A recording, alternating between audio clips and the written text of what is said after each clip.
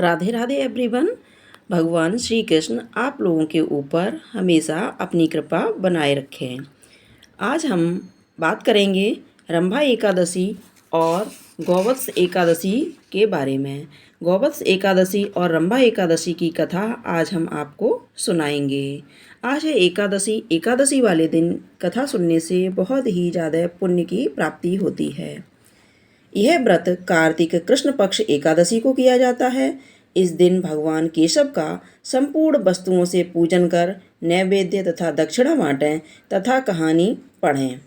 एक समय चुमकुंद नाम का दानी धर्मात्मा राजा राज्य करता था। उसे एकादशी व्रत का पूरा विश्वास था। इसके बाद वह प्रत्येक एकादशी को व्रत करता तथा राज्य की प्रजा पर भी यही नियम लागू किया था। उसके चंद्रभागा नाम एक कन्या थी। वह भी पिता से अधिक इस व्रत पर विश्वास करती थी। उसका विवाह राजा चंद्रसेन के पुत्र शोभन के साथ हुआ, जो राजा चुमकुंद के साथ ही रहता था। एकादशी के दिन सभी ने व्रत किए। शोभन ने भी व्रत किया, किंतु छीड़काए होने से भूख से व्याकुल हो मृत्यु को प्राप्त हो गया। इससे राजा रानी और पुत्री अत्यंत दुखी हुए। शोभन को व्रत के प्रभाव से मंदराचल पर्वत पर स्थित देवनगर में आवास मिला। वहाँ उसकी सेवा में रंभादि अप्सराएं तत्पर थीं। अचानक एक दिन राजा चुमकुंद मंदराचल पर टहलते हुए पहुँचा तो वहाँ पर अपने दामाद को देखा और घर आकर सब वृत्तांत पुत्री से बताया।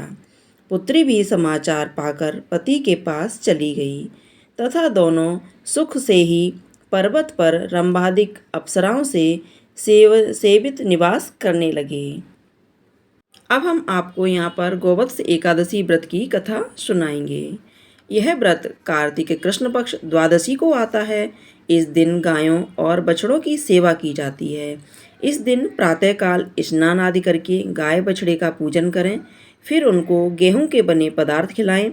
इस दिन गाय आदि का दूध, गेहूं की बनी वस्तुएं और कटे फल नहीं खाने चाहिए। इसके बाद गौवत्स एकादशी की कहानी सुनकर ब्राह्मणों को फलदान दें। बहुत समय पूर्व भारत में सुवर्णपुर नामक नगर में देवदानी राजा राज्य करता था। उसके एक गाय और एक भैंस थी। राजा के दो रानियां थीं, सीता और गीता। सीता भैंस से सहेली के समान तथा गीता गाय बछड़े से सहेली और पुत्र सा प्यार करती थी।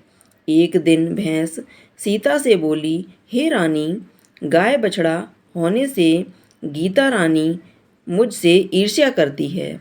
सीता ने कहा, यदि ऐसी बात है तो मैं सब ठीक कर लूँगी। सीता ने उसी दिन गाय के बछड़े को काट कर गेहूं की राशि में गाड़ दिया। इसका किसी को पता न चला। राजा जब भोजन करने बैठा तो वर्षा होने लगी।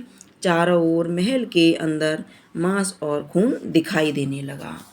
जो भोजन की थाली थी उसका सब भोजन मलमूत्र हो गया। ऐसा देखकर राजा बहुत चिंतित हुआ। उसी समय आकाशवाणी हुई, हे राजन, तेरी रानी सीता ने गाय के बछड़े को काटकर गेहूं की राशि में दबा दिया है। इसी से यह सब कुछ हो रहा है। कल गोवत्स द्वादशी है, इसलिए भैंस को राज्य से बाहर करके गाय और बछड़े की पूजा करो। दूध तथा कटे फल नहीं खाना, इससे तेरा ताप नष्ट हो जाएगा और बछड़ा भी जिंदा हो जाएगा। सायंकाल जब गाय आई तब राजा पूजा करने लगा। जैसे ही मन में बछड़े को याद किया, वैसे ही बछड़ा गेहूं के ढेर से निकलकर पास आ गया। यह देख राजा प्रसन्न हो गया। उसी समय से अपने राज्य में आदेश कर दिया कि सभी लोग गौवत्स द्वादशी का व्रत करें। इस दिन गाय का विधिवत पूजन किया जाता है। तो दोस्तों, आपको एकादशी की कथा पसंद आई हो, गोवत्स एकादशी द्वादशी की कथा पसंद आई हो, वीडियो को लाइक करें, शेयर करें, साथ ही साथ हमारे चैनल को सब्सक्राइब करें। इसी तरह की वीडियो देखने के लिए बेल आइकन को अवश्य दबाएं। अगर आपका कोई सवाल है तो कमेंट बॉक्स में पूछ सकते हैं।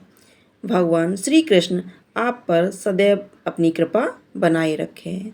राधे राधे, राधे राधे।